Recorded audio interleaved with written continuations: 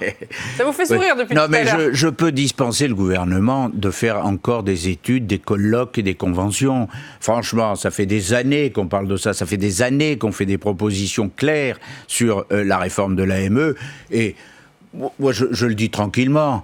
J'ai fait des propositions pour transformer l'aide médicale d'État en aide médicale d'urgence, ce qui coûterait nettement moins cher, avec stop aux dérives et le panier de soins. C'était très clair. Chaque fois, les ministres concernés, que ce soit d'ailleurs de Hollande ou de Macron, m'ont jeté en me disant que j'étais un monstre et que c'était inacceptable, et a commencé d'ailleurs, par Agnès Buzyn, donc oui. J'attends de savoir comment elle va digérer l'AME. Tam va tout vous dire, parce qu'elle est allée faire un tour dans les archives du Sénat, archives pas si lointaines, hein, ceci dit, Tam. Effectivement, Roger Karoutchi, j'ai pas eu besoin de remonter très loin.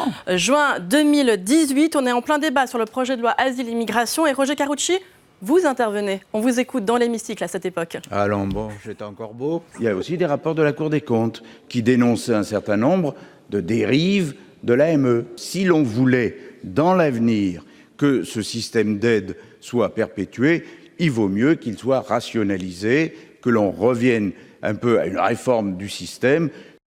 Et à l'époque, eh bien, vous l'avez dit, Roger Karoutchi, la majorité sénatoriale de droite vous suit. Elle vote votre projet d'aide médicale d'urgence qui conditionne cette aide au droit à un paiement d'un droit annuel. Le Sénat restreint aussi le panier de soins aux maladies graves, douleurs aiguës, aux soins liés à la grossesse, vaccination réglementaire et aux examens de médecine préventive. Sauf qu'à l'époque, l'exécutif n'a pas suivi. Et oui, il pousse les hauts cris. Il juge qu'une telle proposition est indigne. La preuve avec le tweet d'Agnès Buzyn, pour qui l'amendement du Sénat réservant l'AME aux soins urgents est contraire à une politique de santé publique responsable visant à soigner le plus vite possible. Rappelons qu'aussi, un an plus tôt, Emmanuel Macron, lors de sa campagne en 2017, avait déclaré ne pas vouloir remettre en cause l'AME.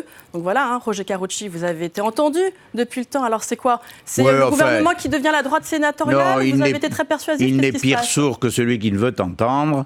Je suis ravi de voir que dans les propos et dans les incantations gouvernementales, j'ai maintenant raison.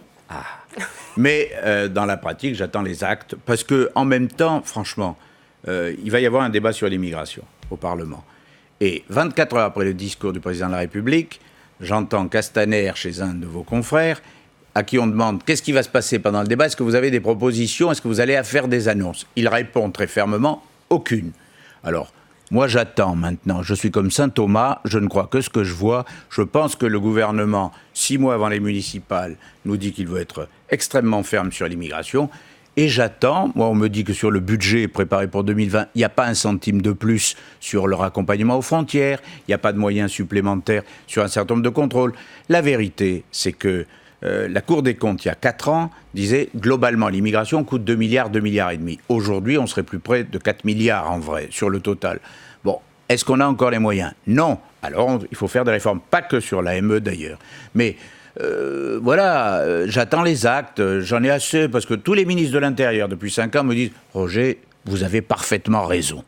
Il faut du contrôle, il faut du raccompagnement, et il faut plus de moyens sur l'intégration. » Comme le fait magnifiquement d'ailleurs l'Office français d'immigration, qui lui fait un job formidable. Mais les ministres de l'Intérieur me disent « Vous avez raison », mais où les ministres des Finances ou les ministres des Affaires sociales ne suivent pas, et donc on n'a rien changé. Mais du coup, est-ce que, quand vous entendez aujourd'hui les propos de l'exécutif, vous vous dites « Cette fois, c'est la bonne, cette réforme va se faire » ? Non, moi je dis au président de la République « Chiche, vous allez à l'encontre d'un paquet de vos députés, ne les suivez pas. Ne les suivez pas. Pour une fois, écoutez les gens de raison et sensés, c'est-à-dire nous. Et si vous avez un texte pour réformer l'AME, pour mettre en place un système plus d'intégration et de contrôle des frontières, alors on vous suivra. Voilà, moi je suis prêt à voter s'il y a des gestes forts, mais j'attends les gestes forts. Mais pour vous, il faut aller jusqu'à la supprimer, cette aide médicale d'État, ou la réformer? Mais on n'a jamais proposé, je n'ai jamais proposé la suppression. Je ne suis pas idiot. Si vous avez un immigré en situation irrégulière, qui est contagieux, qui est malade et tout, vous n'allez pas le laisser dans la nature, avec un risque pour l'ensemble de la population. Donc forcément, il y a un certain nombre de choses qui doivent être faites. Mais quand vous voyez que les soins, et la qualité des soins de nos hôpitaux, c'est l'un des éléments d'attraction, notamment pour les passeurs, qui vantent ici et là le fait d'aller se faire soigner à Paris ou en France de manière générale, gratuitement. Vous avez de véritables réseaux maintenant organisés. Alors, à un moment, il faut lever le pied, il faut se dire, voilà, on n'a pas les moyens de dire à tout le pourtour méditerranéen, venez donc vous faire soigner gratuitement à Paris. Quand même que cette aide médicale d'État, elle encourage l'immigration ? Ah ben naturellement. Mais comme tout le reste, c'est un système. Le système d'allocation, de subvention, de non-raccompagnement aux frontières de l'essentiel de ceux qui sont en situation irrégulière, c'est un appel d'air. Alors après, il faut mesurer, il faut pas dire c'est immigration zéro, personne ne rentre, c'est impossible. Et c'est même pas forcément souhaitable. Mais en revanche, il faut réduire considérablement, contrôler et faire en sorte que les dépenses soient évidemment à la hauteur de ce dont on dispose. Franchement, quand on me dit vous n'êtes pas humain, c'est plus humain de laisser des campements que je vois dans le nord de Paris, sous le périphérique, dans des conditions abominables. C'est ça d'être reçu en France. Moi je vous dis non, moins de rentrée, plus d'intégration et plus d'humanité. Mais ça, c'est la position raisonnable. Quand vous parliez du durcissement du discours d'Emmanuel Macron sur l'immigration, vous avez dit que c'est à 6 mois des municipales. Pour vous, c'est pas sincère, c'est juste un calcul politique ? Je n'en sais rien. Je pense que le président de la République est conscient que ça ne peut pas continuer comme ça. Le système va exploser parce que nous n'avons plus aucune capacité de logement.